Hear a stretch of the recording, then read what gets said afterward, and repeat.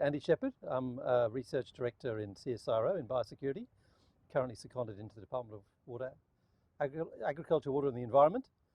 And I'm here because this is the biggest networking event of the year in biosecurity in Australia. Look, I think what surprised me most is that when they started to look at the amount of pork being imported into Australia as part of the process to prevent African swine fever getting in, was the quantity of pork that's still being imported illegally into Australia in people's baggage.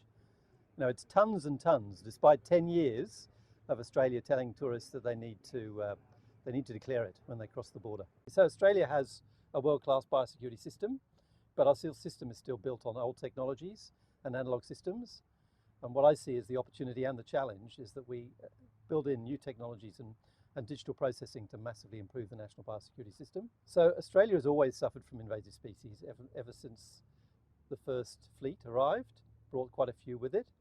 So invasive species have been a huge challenge for Australia, and it is our #1 national threat to biodiversity and ecosystem services and a major economic loss driver for agriculture.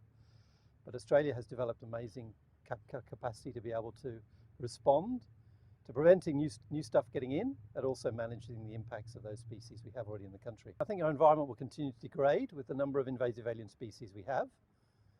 You know, we're still seeing extinctions of native mammals that are being caused by things like feral cats.